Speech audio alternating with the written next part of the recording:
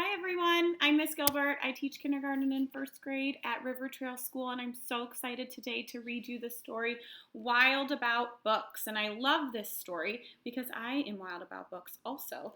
And the illustrator is also the illustrator of another book you might know, the story's Arthur. So this story is written by Judy Sierra, and the pictures are by Mark Brown. Here's our title page again. And our publisher down on the bottom is Alfred A. Knopf out of New York City. So here we go, Wild About Books. It started the summer of 2002 when the Springfield librarian, Molly McGrew, by mistake drove her bookmobile into the zoo. Molly opened the door and she let down the stair, turned on the computer, and sat in her chair.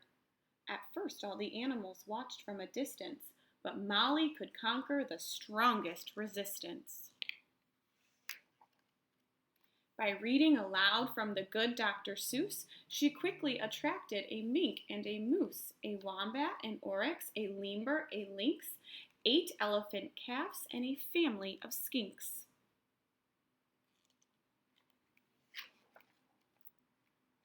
In a flash, every beast in the zoo was stampeding to learn all about this new something called reading. Forsaking their niches, their nest, and their nooks, they went wild, simply wild about wonderful books, choosing thin books and fat books and cat in the hat books and new books and true books and heaps of how-to books.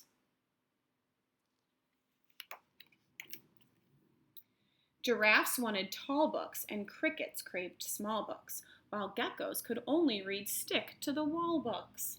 The pandas demanded more books in Chinese. Molly filled their requests, always eager to please. She even found waterproof books for the otter, who never went swimming without Harry Potter. Raccoons read alone, and baboons read in bunches, and llamas read dramas while eating their lunches. Hyenas shared jokes with the red-belly snakes, and they howled and they hissed till their funny bones ached.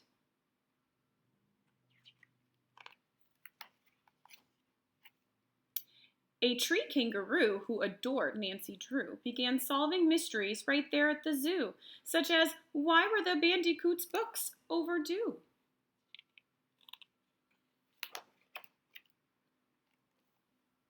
Gently, Molly taught lessons in treating books right, for the boa constrictor squeezed Crichter too tight. Baby bunnies mucked up Goodnight Moon with their paws. Giant termites devoured the Wizard of Oz. And Bear's love of books was completely outrageous. They licked all the pictures right off of the pages. Tasmanian devils found books so exciting that soon they had given up fighting for writing. They made up adventures so thrilling and new that the others decided to be authors too.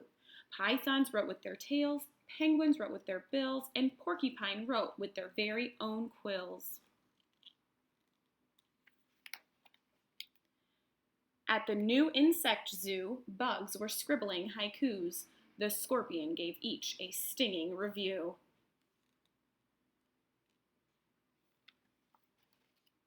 As the cheetah's new novel began to take shape, he read chapters each night to the Barbary ape.